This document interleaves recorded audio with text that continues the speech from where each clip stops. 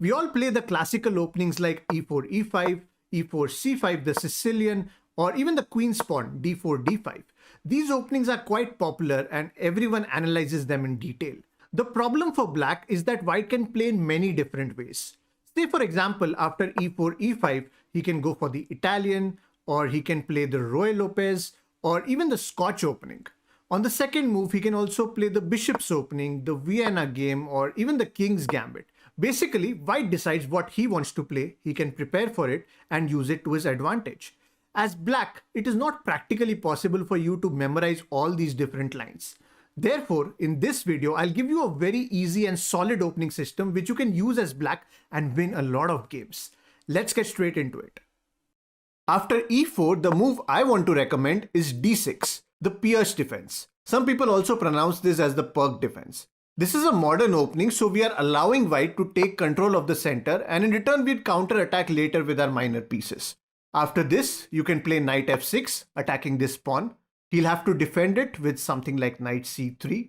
By the way, if he pushes e5, then he's in big trouble already, because after takes, we can exchange the queen and then knight g4. We are threatening to take the rook, so he'll have to protect this f2 square, and eventually he's down a pawn. So in this position, moving forward is not a good idea.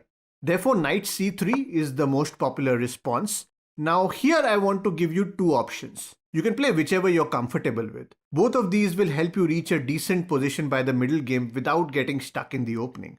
Okay, so the first one is the main line where you can play g6, fianchetto the bishop, and castle on the king side. I will go through this in detail in the later part of this video, but first let's look at another interesting variation which starts with the move c6. This is the check defense. The idea behind this move is of course to stop the knight from jumping into our territory and also to prepare and expand on the queen side, but the most important reason is to open up this diagonal for the queen. I know some of you might be a little reluctant to bring out your queen so early, and that's why I also have the option of g6 for you. But believe me, this is also a very good variation to try out, especially because many white players are not prepared for this line, so they don't know how to exactly deal with this, and there are many ways white can go wrong. Anyway, let's look at the strategy for black. Let's say white plays knight f3. Then you will bring out your queen along this diagonal. Now the reason we avoid getting the queen out so early is that it can easily be attacked by the opponent to gain tempo. However, in this position, if you look at it, there isn't much that white can do to immediately attack our queen apart from b4, in which case you just capture the pawn. So bringing the queen to a5 is perfectly fine. The knight is now pinned, and if white is not careful and makes a natural looking move like bishop e2 or say bishop c4 preparing to castle on the king side, then that's a mistake because we can pick up this pawn for free as this knight can't move. Therefore, in this position, white has to do something about this pawn. If he defends this way with say bishop d3, then your plan would be to break open the center, and the main move here is pawn to e5. If he takes, we take back, and this pawn remains protected by the queen. That's a good solid setup for black. We now have space in the center, and this knight is also kind of handicapped as he can't jump in because of this pawn. Okay, let's go back. Now if at any time you feel that your queen is being threatened, let's say here he goes bishop to d2, planning a discovered attack, then you'll have to move your queen. And for that, just remember, c7 will always be your go-to square. This way, you'll always keep control of the e5 square with your queen, so keep that in mind. Alright, in this position, after you play e5, and if it does not take, and plays some other move like short castle, then you don't need to take this pawn. Just wait and continue with your natural development. First bishop e7, then castle on the king side. You can also play h6 to prevent any of these pieces from coming into g5. And once you're done with the king side, your plan will be to expand on the queen side. This knight will generally move out from here. This bishop can come to b7 or e6, and both the rooks will attack along the center. That's how you should play this as black. But what about white? What is the best way for white to respond to the check defense? And what if black plays g6 on move 4? Yes, all that's coming up in this video, but before that, guys, if you like the editing, presentation and graphics in my videos, then I would like to tell you that all these skills can be easily learned online, and for that, Skillshare is your #1 place to go. Skillshare is an online learning community with thousands of inspiring classes for creators. They have courses from award-winning experts on a variety of topics like graphics designing, web development, marketing, photography, editing, and the list goes on. I have myself tried these courses on social media strategy, which have helped me tremendously in growing this channel. I learned a lot about my audiences, my content, and even personal branding, so Skillshare has been really helpful for me. You can also try out Skillshare for a monthly subscription of just ₹149 and take unlimited classes for any topic you like. And because Skillshare has sponsored this video, I have a special offer for you all. The first 1,000 of my subscribers who click on the link in the description will get a free 1-month trial of Skillshare. So do try it out for free, link is in the description box below. Before moving on, let's do a quick recap of the check defense. As black, you'll start off with d6, knight f6, and then you'll play c6, bringing out your queen to a5. If white attacks your queen in any way, just bring it back to c7. Your next plan is to push e5, attack the center, develop your bishop, and castle on the king side. That's how you easily get to a solid position by the middle game. Now, if you're playing as white and your opponent plays c6, the main move I would recommend for white is pawn to f4. Most players feel that it weakens their king, and that's the reason why they don't even consider it. But I actually like this move because we are consolidating our position in the center. See how strong this looks. Plus, there isn't much that black can do to attack the white king, so it's not that risky.